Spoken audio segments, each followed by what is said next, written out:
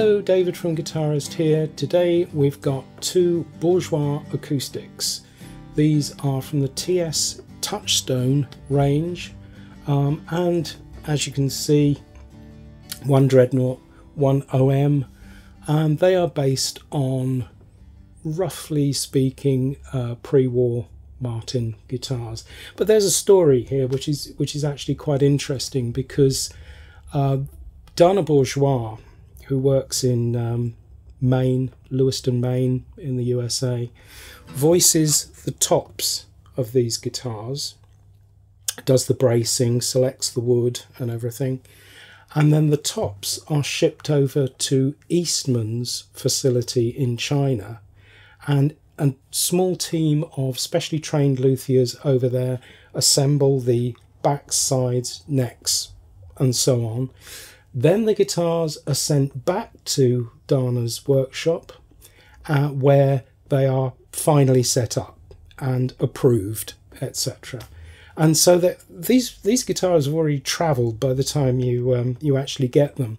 So this is a collaboration between Bourgeois, and Dana's been making guitars since the 1970s. In fact, earlier this year he celebrated his 10,000th instrument leaving his workshop, which is nothing short of amazing.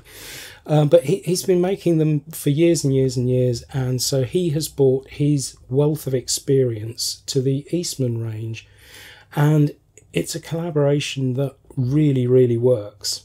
So let's start on the tops. This is old growth Sitka spruce, as I say, specially selected by Dana and his team, and then all the bracing and the thicknessing and the tap testing is done in the workshop, and when they're happy that they've got a good sounding top, they're sent over to China. Now this is where Eastman come in, and we've got a back and sides which is made from East Indian rosewood, and lovely looking stuff too, really straight grained, really lovely. We've got herringbone inlays, which have been superbly rendered as well. What else have we got? We've got Honduran mahogany for the necks, which is absolute top class stuff. There is a volute here, which is again very old style, sort of pre-war acoustic thing that they used to do. Then we've also got some Schaller tuners, which are lovely. They look kind of vintage, although they're not.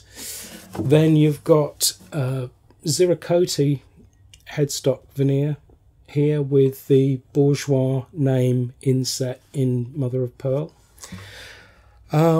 Ebony fretboard, ebony bridge.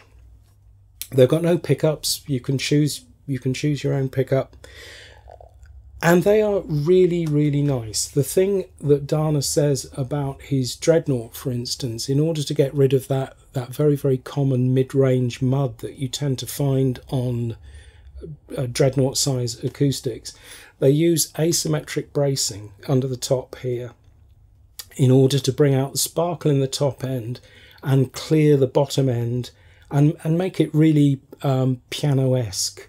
So we've got that nice sort of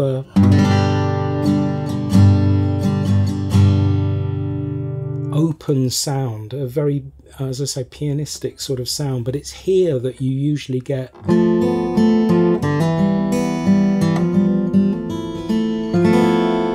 that's where the mud usually resides. It's around the FF sharp sort of thing on the D string, but no sign of it here. They're really crystal clear all the way, and as I say, we're really over the moon about these acoustics. So I'll just swap over the specs, almost identical in actual fact, but I will swap over to the OM and just go through that very quickly.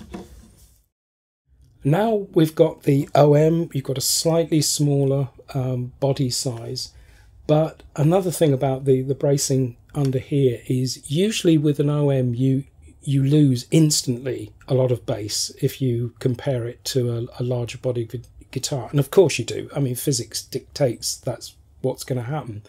But this guitar has got that bass response, which sort of contradicts its body size. It's nice.